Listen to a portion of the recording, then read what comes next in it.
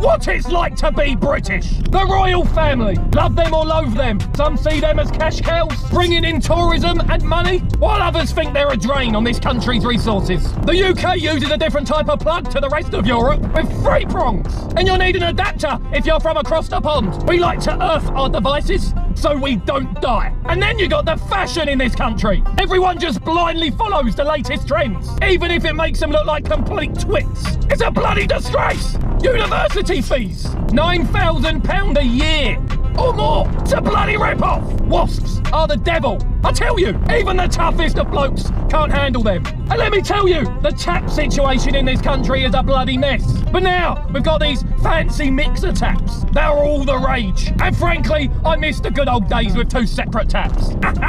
Key Hunter! Now I couldn't fit every fucked up thing about the UK into one video. So make sure to come back for another episode of What It's Like to Be British. 165 million cups of tea a day.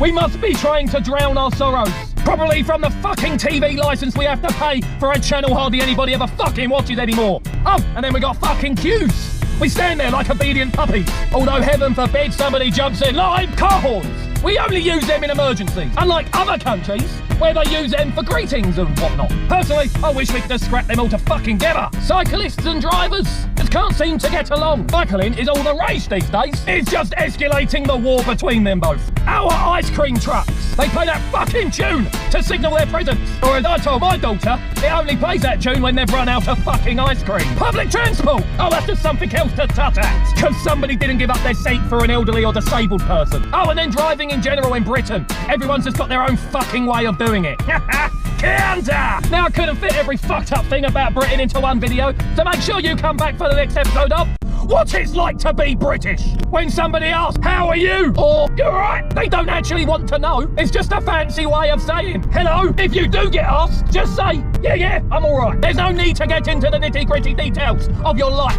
And what's this? Chicken tikka masala, the national dish? Clearly we've given up on the good old British roast dinner. When the sun comes up, or like when the sun decides to grace us with its presence for 5 minutes, it's like a bloody apocalypse. Everyone races to the nearest pub garden to get blind drunk, which is actually a step up from previous generations' drinking habits, I suppose. When you get off a bus, you best say thank you to the driver, unless you want a dose of British sarcasm. And finally, winters in Britain are as dark as my soul. The sun doesn't rise until past 9 in the morning and sets at just after 3 in the afternoon. And during the peak of winter, you can go to work and come back without ever getting a lick of sunlight. Cheerful, innit? Key Hunter! Now I couldn't fit every fucked up thing about the UK into one video.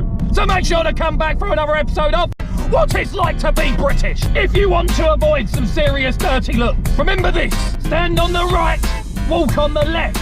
Simple, right? Because if you don't, expect a lot of tutting and shaking of the head. And an angry person shouting, excuse me, London. It's full of diverse people, 44.9% of them being white. But don't get too excited, because in the North East, it's 93.6% white British. So much for diversity, eh? If you're lucky enough to be invited round to a Brit's gaff, for crying out loud, bring a bloody gift. Wine, flowers, chocolate, anything to show an ounce of manners. Our bloody pets, don't get me started. They're treated like royalty, while our own blood are left to fend for themselves. It's a state of sorry affairs. Our youth, at 18, they're expected to leave the nest and start their lives. But more and more of them are moving back in with their parents after university and realising that degree in liberal fucking arts isn't going to get them anywhere in life.